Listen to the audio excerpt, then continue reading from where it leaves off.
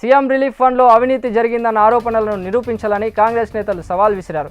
కవ్వంపల్లి చేసిన ఆరోపణలు నిరూపించేందుకు బెజ్జంకి అంబేద్కర్ విగ్రహం వద్ద రావాలన్నారు హస్తం నేతలు. రసమాయి ఫామ్ హౌస్ను కాంగ్రెస్ నేతలు ముట్టడించే అవకాశం ఉండడంతో పోలీసులు భారీగా మోహరించారు. రేణుకుంట టోల్ ప్లాజా వద్ద కాంగ్రెస్ నాయకులను అరెస్టు చేసి పీఎస్కి తరలించారు.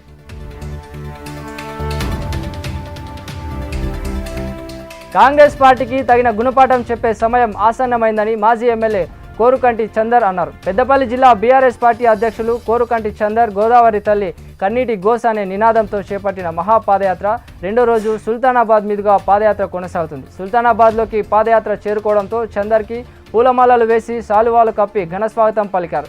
నీటి సమస్య లేకుండా కాళేశ్వరం ప్రాజెక్టును కేసీఆర్ కడితే ఒక పిల్లర్ కుంగడంతో దాన్ని బూచీలాగా చూపించి గోదావరిని ఎడారి చేశారని ఆక్షేపించారు. ఎస్సీ వర్గీకరణ చేపట్టాలని మందకృష్ణ మాదిగ ఇచ్చిన పిలుపు మేరకు హన్మకొండ జిల్లా పరకాలలో 10 రోజులుగా ఎంఆర్పీఎస్ నాయకులు రిలే నిరాహార దీక్షలు చేపట్టారు.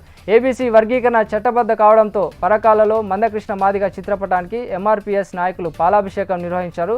30 ఏళ్లుగా ఏబీసీ వర్గీకరణ దిశగా అనేక పోరాటాలు చేసిన తర్వాత అసెంబ్లీలో చట్టబద్ధ కల్పించడం శుభపరిణామమన్నారు. భవిష్యత్తులో మందకృష్ణ ఎలాంటి పిలుపునిచ్చినా దానిని అమలు చేసేందుకు సిద్ధమన్నారు.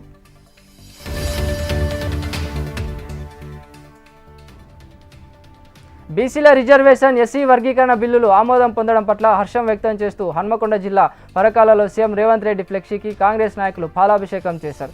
జూడో యాత్రలో బీసీ కులగణన, ఎస్సీ వర్గీకరణ చేపడతామని ప్రజలకు రాహుల్ గాంధీ ఇచ్చిన వాగ్దానం మేరకు రేవంత్ రెడ్డి తెలంగాణలో చట్టబద్ధత కల్పించారన్నారు. ఏ రాష్ట్రం చేయని సాహసోపేతమైన నిర్ణయాన్ని తెలంగాణలో కాంగ్రెస్ ప్రభుత్వం తీసుకుందన్నారు. నల్గొండ జిల్లా పెద్దాపురం మండలం పర్వెందులయాలం ప్రముఖ పారిశ్రామికవేత్త పల్లా మోహన్ రెడ్డి పార్థివ దేహానికి బీఆర్ఎస్ ఎమ్మెల్యే జగదీష్ రెడ్డి నివాళులు అర్పించారు. నాగార్జున సాగర్ ఎడమ కాలువకు తెలంగాణ రాష్ట్రం ఏర్పడ్డ తర్వాత వరుసగా 17 సార్లు నీటిని విడుదల చేసిన ఘనత బీఆర్ఎస్ ప్రభుత్వానికి దక్కిందని, తెలంగాణ రాకముందు ఉమ్మడి రాష్ట్రంలో మొదటి పంటకే నీటిని ఇచ్చేవారని, రెండో పంటకు ఎప్పుడూ ఇచ్చిన దాఖలు లేవని ఎద్దేవా చేశారు. సాగర్ ప్రాజెక్టు నుంచి ప్రకాశం బ్యారేజ్కి నీటిని తరలించుకొని పోతుంటే తెలంగాణ హక్కులను కేసీఆర్ కాపాడారన్నారు.